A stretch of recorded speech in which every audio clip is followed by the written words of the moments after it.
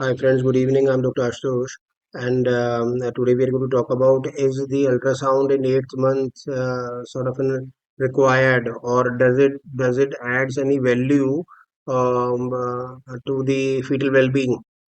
So not very commonly we come across with some finding that might change the course and the management of the pregnancy. Like in today's case, we've identified an arteriovenous malformation that happens into the brain, right? So which is called as in vein of Galen, and so there was some sort of an vestigial vein which remains and which doesn't involutes, and we do have an arteriovenous malformation, and therefore it has got high cardiac output and a turbulent flow, and therefore it is called as a vein of Galen malformation, right? So probably we'll talk about all these things and how does this simple finding changes the management during the pregnancy. Okay. ध्यान से देखिए. So this is what we're getting at the base of the head of the fetus at 36 weeks. Okay, so this is an arteriovenous malformation, and this is happening at the level of the base of the head of the baby. Okay, so multiple tortuous vessels, and therefore it is a large vessel, and this is called as a vein of Galen arteriovenous malformation.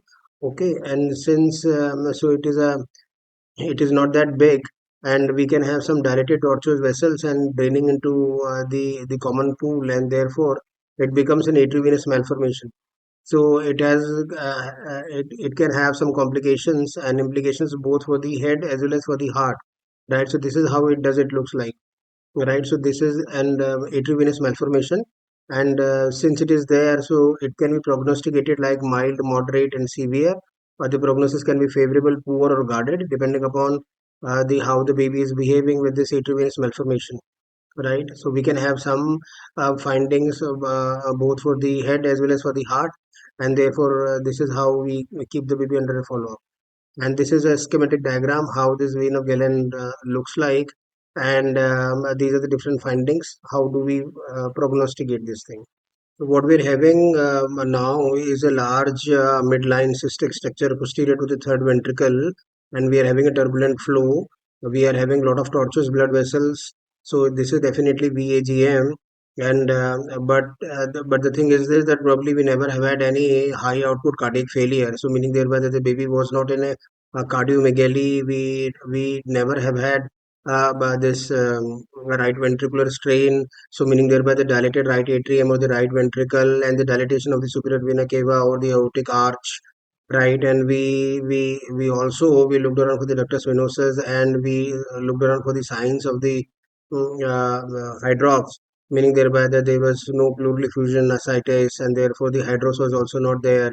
And so meaning thereby that the cardiac signs for an high output cardiac failure was also not there. And similarly the parenchymal signs, yeah, the brain parenchymal damage, long-standing pressure changes into the brain parenchyma were also absent. And similarly, the PSV MCA was also normal, meaning thereby ruling out the fetal anemia at the moment. So, meaning thereby that this single finding of identifying a VAGM, vein of Galen arteriovenous malformation, as such a tortuous, even though the cardiac sort of an prenatal sinister signs are absent, even then it justifies for a tertiary care hospital delivery, and therefore the baby needs to be in a follow-up with a close team, with the close cooperation of a pediatric cardiology and pediatric intervention radiology people, so as to see and so as to look around for the baby immediately after the baby is born, if the baby would need any inotropics or baby would need any diuretics, so as to stabilize the high output cardiac failure to the baby. And if the baby is stable, but the baby is being kept under a close observation and a follow up, and then in a staged procedure, they would do an endovascular embolization of all those tortuous blood vessels, and therefore and the shunts, and therefore before the baby lands up some sort of an difficult signs for an arteriovenous malformations, right? So this is how it is. So meaning thereby that always these are very very uncommon things to identify, but of late we if we can identify one of them and we are able to salvage, so meaning thereby that it justifies all the surveillance that probably we put up to the baby, right? Okay, so even though these patients, they were not aware that probably we are dealing with all these things first, so making them understand that we are dealing with this VGAM was the second thing. And then probably we told them that you go across with the literature, and then we made them work across with a lot of people, across with the teams of pediatric cardiology and the intervention people, and then the gynecologists, and then a tertiary care hospital delivery. So meaning thereby that the whole of the paradigm really shifted from a normal vaginal delivery to some complications to the baby that baby might encounter in the immediate postnatal period, or after the birth of the baby. Right. Okay. So this is how one small ultrasound can identify one small findings and definitely can change the whole of the paradigm as far as the fetus is concerned. Right. Thank you very much for your patience.